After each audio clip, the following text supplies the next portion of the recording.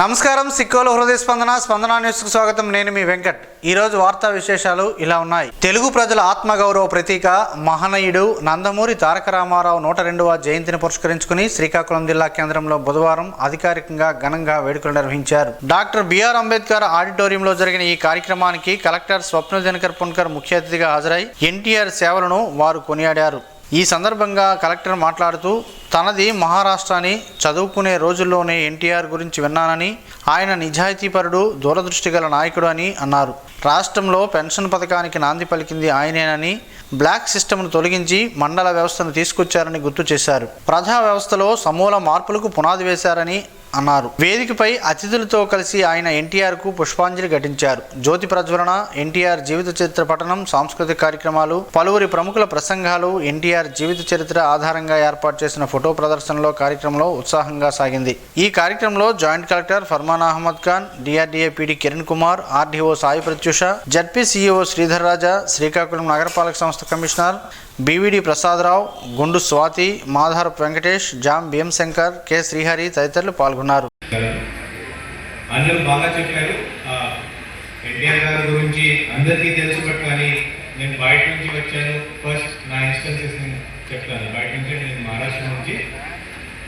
So మన ఇండియాలో ఉన్న అడ్మినిస్ట్రేషన్ అంటే ఆంధ్రాలో ఉన్న అడ్మినిస్ట్రేషన్లో కొన్ని తేడాలు ఉన్నాయి, కొన్ని మంచి మార్పులు ఉన్నాయి. సో అదే చదువుతూ ఎన్టీఆర్ గారి గురించి, అంటే అప్పుడు ఉన్న ఎక్స్ చీఫ్ మినిస్టర్ గురించి నాకు తెలిసింది.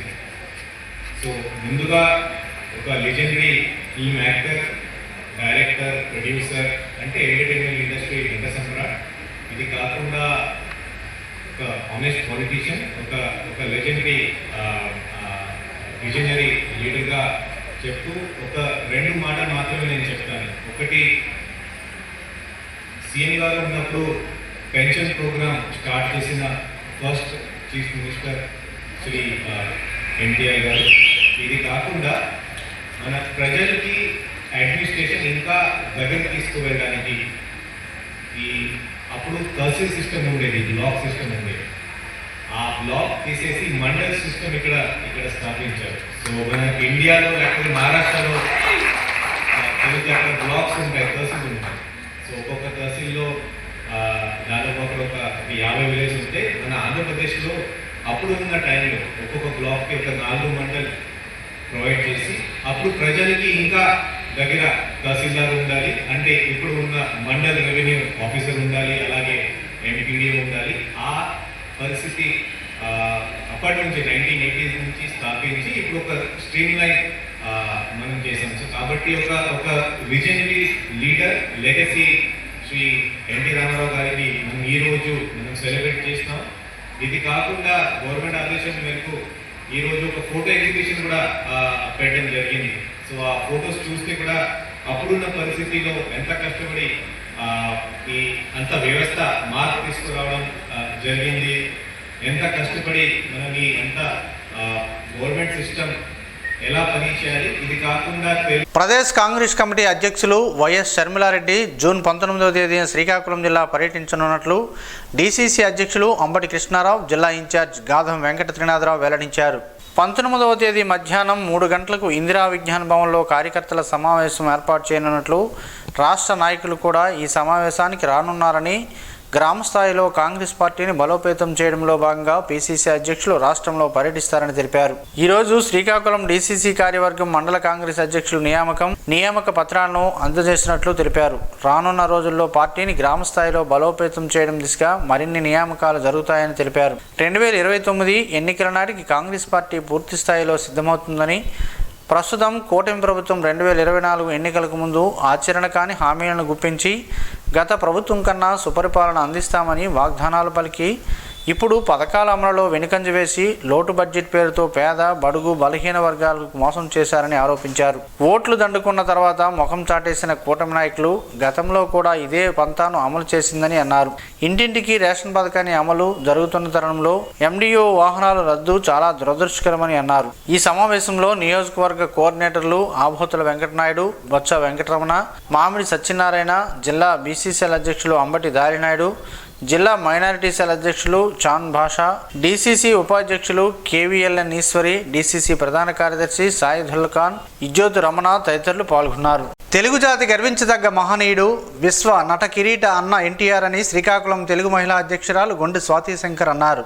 నందమూరి తారక రామారావు జయంతి వేడుకలలో భాగంగా శ్రీకాకుళం 7 రోడ్ల కూడలిలో జిల్లా కలెక్టర్, జిల్లా అధికారులతో కలిసి ఎన్టీఆర్ విగ్రహానికి పూలమాలలు వేసి నివాళులర్పించారు. ఈ సందర్భంగా ఆమె మాట్లాడుతూ, తెలుగు సమాజానికి అసమాన సేవలు అందించిన మహానాయకుడు ఎన్టీఆర్ జయంతిని పురస్కరించుకుని రాష్ట్ర ప్రభుత్వం ప్రతి సంవత్సరం మే 28వ తేదీని రాష్ట్ర ఉత్సవంగా నిర్వహించాలని నిర్ణయించిందని అన్నారు. ఎన్టీఆర్ తెలుగు సంస్కృతి, సినిమా, సమాజ సేవల్లో తనదైన ముద్ర వేసి నటనలో చిరస్థాయిగా నిలిచిపోయారని అన్నారు. సమాజమే దేవాలయం, ప్రజలే దేవుళ్ళ అనే అక్షర సత్య ఆలోచన రాజకీయాల పట్ల ఎన్టీఆర్ తిరిగిలేని దృక్కోణాన్ని తెలియజేసినందని, ₹2 కిలో బియ్యం తినడానికి తిండి లేని రోజుల్లో ప్రకటించడం గొప్ప విషయమని అన్నారు. ఆయన స్థాపించిన ఎన్టీఆర్ ట్రస్ట్ ప్రజాసేవలో ఆయన విజన్ ఈ రోజుకి కొనసాగిస్తుందని అన్నారు. అనంతరం జీవిత చరిత్ర పఠనం, సాంస్కృతిక కార్యక్రమాలు, ఫోటో ఎగ్జిబిషన్, ప్రసంగాలను ఆసక్తిగా తిలకించారు. ఈ కార్యక్రమంలో జిల్లా అధికారులు, టీడీపీ అధికార బృందం, నగర నాయకులు, కార్యకర్తలు, ఎన్టీఆర్ అభిమానులు పాల్గొన్నారు. ప్రజల ఆలోచనలో సానుకూల మార్పు తీసుకురావడానికి కృషి చేయాలని జిల్లా కలెక్టర్ స్వప్నిల్ దినకర్ పుణ్కర్ అన్నారు.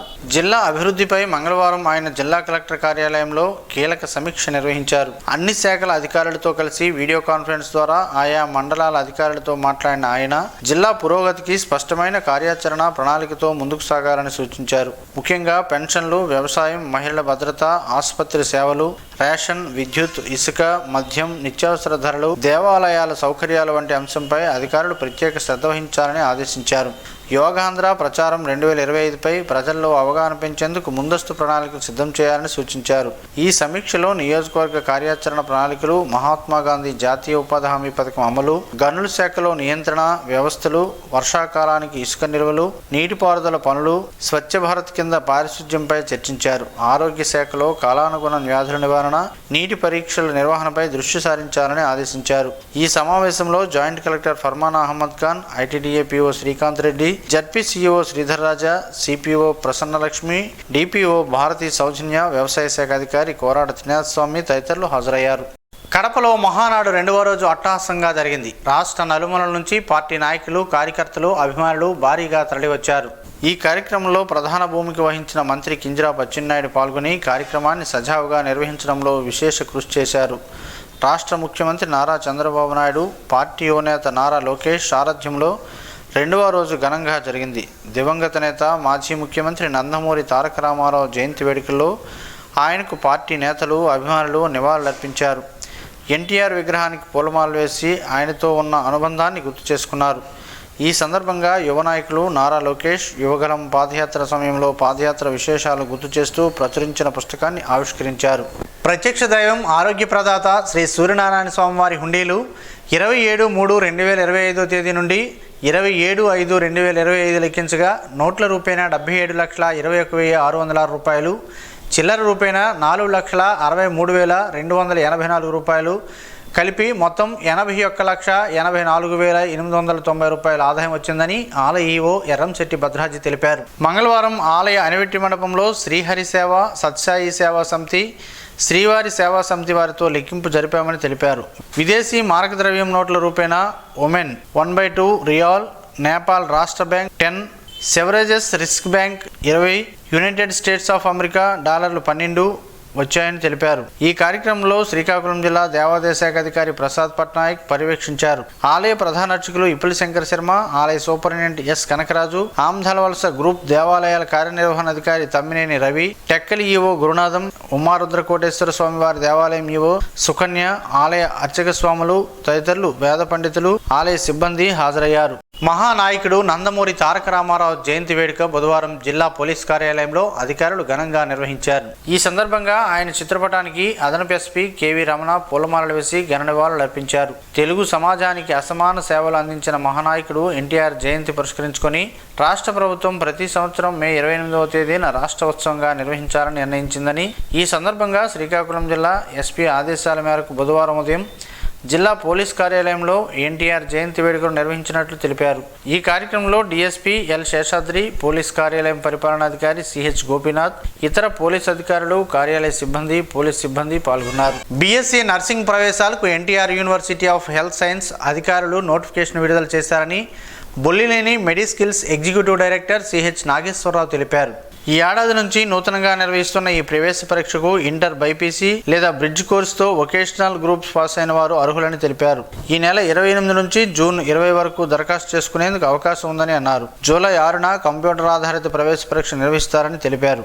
నర్సింగ్ చేయాలనుకునే విద్యార్థులు తప్పక దరఖాస్తు చేసుకోవాలని సూచించారు. ఇంటర్ పాస్ అయిన విద్యార్థులకు తమ కళాశాలలో డిప్లొమా, బీఎస్సీ, పారామెడికల్ కోర్సులో అడ్మిషన్లు జరుగుతున్నాయని అన్నారు. వివరాలకు జెమ్స్ ప్రాంగణంలోనే తమ కళాశాలను లేదా 7680945357 అలాగే 9121999654 నెంబర్లకు సంప్రదించాలని ఆయన సూచించారు. తెలుగువారి ఆరాధ్య దైవం అన్న ఎన్టీఆర్ అని నటనలో కొత్త వరవడిని సృష్టించి ప్రజల గుండెల్లో స్థిరస్థాయిగా నిలిచారని శ్రీకాకుళం నగర నాయకులు తెలిపారు. తారక రామారావు జయంతి సందర్భంగా కడపలో జరుగుతున్న మహానాడు పండుగలో ఎన్టీఆర్ చిత్రపటానికి ఇప్పిలి తిరుమలరావు, సవలాపురపు వెంకటరమణ మాదిగ, బుర్రి మధు, బొల్లా నాగేంద్ర యాదవ్, అందవరపు శ్రీను, విజయ్ కుమార్లు నివాళులర్పించారు. ఈ సందర్భంగా ఎన్టీఆర్ చేసిన సేవలు గుర్తు చేసుకుంటూ ఆనాడు తీసుకున్న నిర్ణయాల వలన ఎస్సీ, ఎస్టీ, బీసీ, మైనారిటీ అగ్రకులాలలో ఉన్న పేదలకు కూడు, నీడ, బట్ట లేని వారికి అందివ్వాలని దృఢ సంకల్పంతో పనిచేశారని అన్నారు. ఎన్టీఆర్ ఆదర్శాలను చంద్రబాబు నాయుడు కొనసాగిస్తూ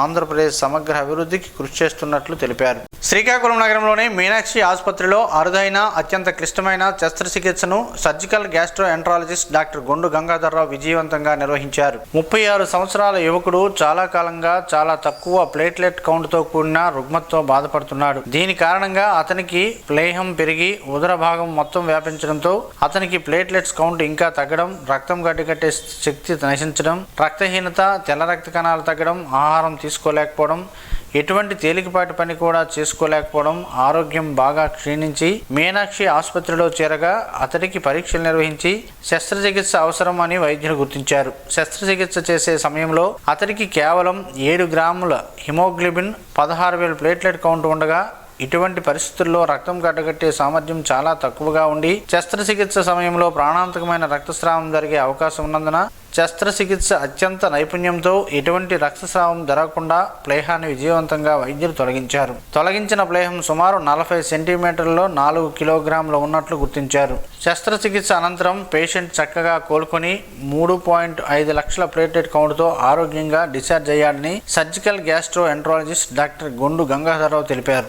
శ్రీకాకుళం 2వ పట్టణ పోలీస్ స్టేషన్ ఎస్ఐ పరిధిలో ఆర్టీసీ బస్ కాంప్లెక్స్ ఆవరణలో పోలీసు జాగిలంతో అనుమానిత ప్రదేశాలు, కాంప్లెక్స్ పరిసరాలలో పార్సిల్ సర్వీస్, దుకాణాలు, వాహనాలను పోలీసులు తనిఖీ చేపట్టారు.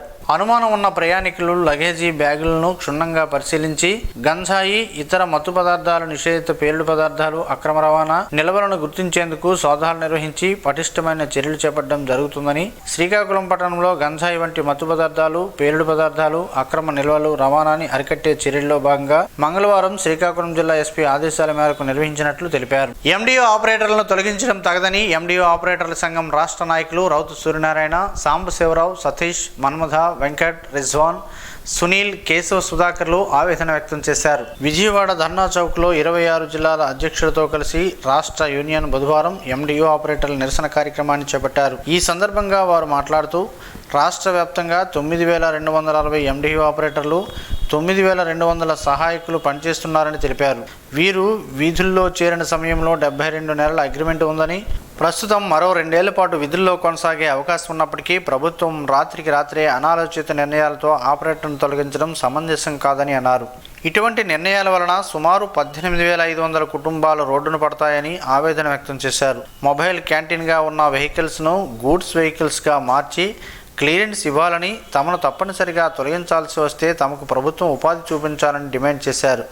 రాజకీయ కక్షలతో బడుగు బలహీన వర్గాలకు ఇచ్చిన ఈ వెహికల్స్ ద్వారా జీవనోపాధి సాగిస్తున్న కక్ష సాధింపు తగదని అన్నారు. ఈ కార్యక్రమంలో 26 జిల్లా ప్రతినిధులు హేమంత్, నవీన్, నాగేంద్ర, పైడి వరహా నరసింహులు, రమణ, ప్రభాస్, పవన్, సత్యనారాయణ, వెంకట్రావు, దేవ, శ్రీను, సతీష్, ప్రతాప్ రెడ్డి మరియు సిఐటియు రాష్ట్ర నాయకులు, విజయవాడ సిటీ ఎండిఓ ఆపరేటర్స్ తదితరులు పాల్గొన్నారు. ఏపీ టీఎస్ఏ ఎన్నికల్లో ఆంధ్రప్రదేశ్ ట్రెజరీ సర్వీసెస్ అసోసియేషన్ రాష్ట్ర అధ్యక్షుడిగా పాము శ్రీనివాస్ను ఏకగ్రీవంగా ఎన్నుకోగా, ఉత్తరాంధ్రకు సంబంధించి శ్రీకాకుళం జిల్లా నుంచి బొత్స శ్రీనివాసరావును కోశాధికారిగా ఏకగ్రీవంగా సభ్యులు ఎన్నుకున్నారు. నూతన కార్యవర్గానికి ఏపీ ఎన్జీఓస్ అధ్యక్ష కార్యదర్శులు కె శివారెడ్డి, విద్యాసాగర్ శుభాకాంక్షలు తెలిపారు. అలాగే సభ్యులు అభినందనలు తెలిపారు. బహిరంగంగా మద్యం, గంజాయి సేవించడం, వినియోగం వంటి చట్ట వ్యతిరేక కార్యకలాపాలు అరికట్టేందుకు నేరాల కట్టడికి శ్రీకాకుళం గ్రామీణ శివారు ప్రాంతాల్లో డ్రోన్ కెమెరాలతో పోలీసులు ప్రత్యేక నిఘా ఏర్పాటు చేశారు. శ్రీకాకుళం జిల్లా ఎస్పీ ఆదేశాల మేరకు మంగళవారం శ్రీకాకుళం రూరల్ పోలీస్ స్టేషన్ పరిధిలో గోవిందపురం, సిద్దిపేట, పాత్రునివలస, తండేవలసతో పాటు పలు గ్రామీణ ప్రదేశాలతో పాటు ఆయా పరిసర ప్రదేశాలలో పాడుపడిపోయిన ఇల్లు, తోటలపై డ్రోన్ కెమెరాలతో నిఘా ఏర్పాటు చేశారు. ఆయా ప్రాంతాల్లో బహిరంగ మద్యం సేవించడం, గంజాయి వినియోగం, పేకాట, యూటీజింగ్, చైన్ స్నాచింగ్ నేరాలు జరగకుండా పటిష్టమైన చర్యలు చేపట్టారు. ఇండియన్ రెడ్ క్రాస్ ఆధ్వర్యాన ఒక్కరోజు బేసిక్ ఫస్ట్ ఎయిడ్ కోర్సు, అలాగే 8 రోజుల సీనియర్ ప్రొఫెషనల్ ఫస్ట్ ఎయిడ్ శిక్షణ కార్యక్రమాలను జిల్లా రెడ్ క్రాస్ కార్యాలయంలో నిర్వహించనున్నట్లు red cross chairman P Jaganmohan Rao తెలిపారు. ఈ శిక్షణ పూర్తి చేసుకుని సర్టిఫికేట్ పొందిన వారికి వైద్య ఆరోగ్య శాఖలో కానీ, ప్రైవేట్ ఆసుపత్రుల్లో, కర్మాగారాల యందు ఉద్యోగ అవకాశం పొందే అవకాశం ఉందని ఆయన తెలిపారు. ఇది వరకు శిక్షణ పూర్తి చేసుకుని ఉన్న అభ్యర్థులకు national headquarters, New Delhi Indian red cross society, saint John ambulance వారి జారీ చేసిన ధృవపత్రాలను అందించినట్లు తెలిపారు. ఈ సర్టిఫికేట్స్ భారతదేశంలో స్థాయిలో ఉపయోగపడతాయని తెలిపారు. శిక్షణకు కావలసిన అభ్యర్థులు నేరుగా రెడ్ క్రాస్ ఆఫీసును కానీ ఫోన్ నెంబర్ 9450490525కి సంప్రదించాలని అన్నారు. నగరంలోని స్థానిక కృష్ణా పార్క్ సెక్టార్ పరిధి చేపల వీధి అంగన్వాడీ కేంద్రంలో బుధవారం నెలసరి ఋతుక్రమంపై ఐసీడీఎస్ ప్రాజెక్టు అధికారి జి శోభారాణి కిశోరి బాలికలకు అవగాహన కల్పించారు. జాతీయ ఋతుక్రమం దినోత్సవం పురస్కరించుకొని ఈ కార్యక్రమాన్ని నిర్వహించినట్లు ఐసీడీఎస్ ప్రాజెక్టు అధికారిని శోభారాణి తెలిపారు. ఋతుక్రమంలో పరిశుభ్రత పాటించి మంచి ఆహారాన్ని తీసుకోవాలని సూచించారు. ఈ కార్యక్రమంలో పర్యవేక్షకురాలు P Seethamahalakshmi, MSK Ratnakumari, Asha worker Pallavi, Anganwadi కార్యకర్తలు లత, నాగమణి, అంగన్వాడీ ఆయాలు, వార్డు పరిధిలోని మహిళలు, కిశోరి బాలికలు పాల్గొన్నారు. లవంగాలతో ఎన్నో ఆరోగ్య ప్రయోజనాలున్నాయని పలువురు ఆరోగ్య నిపుణులు చెబుతున్నారు. ఆ వివరాలేంటో ఈరోజు ప్రసారమయ్యే ఆరోగ్యమే మహాభాగ్యంలో తెలుసుకుందాం.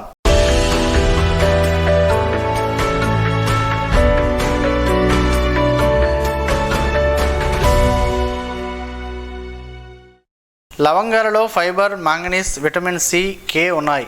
మాంగనీస్ మెదడు పనితీరును పెంచుతుంది, ఎముకలు గట్టి పట్టడానికి ఉపయోగపడుతుంది. విటమిన్ సి, కే రోగనిరోధకతను పెంచుతాయి.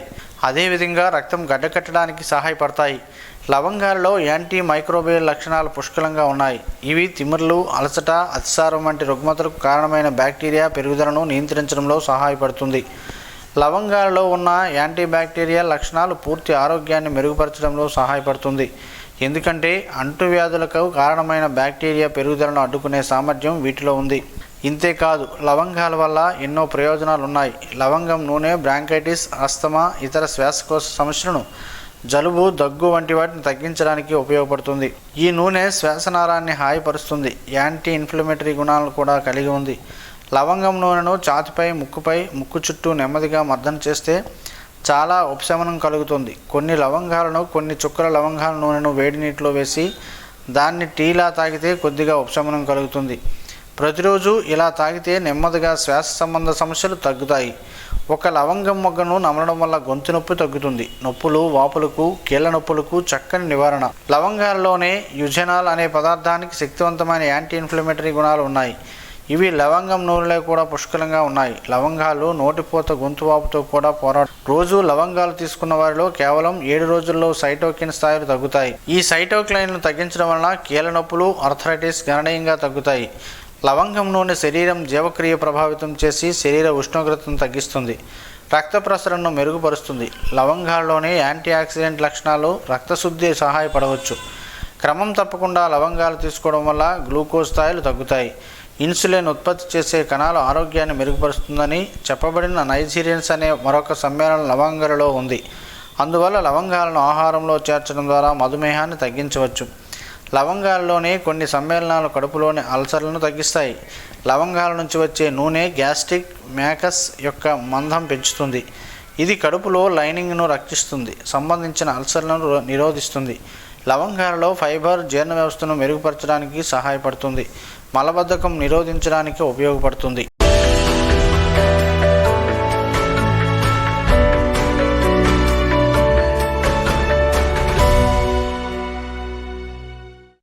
ఈరోజు వార్తల్లో ఒక మంచి మాటను విందాం, ఆచరిద్దాం. సమాజ శ్రేయస్సుని కాంక్షిస్తున్న మహనీయుల మాటల్లో నుంచి ఈరోజు.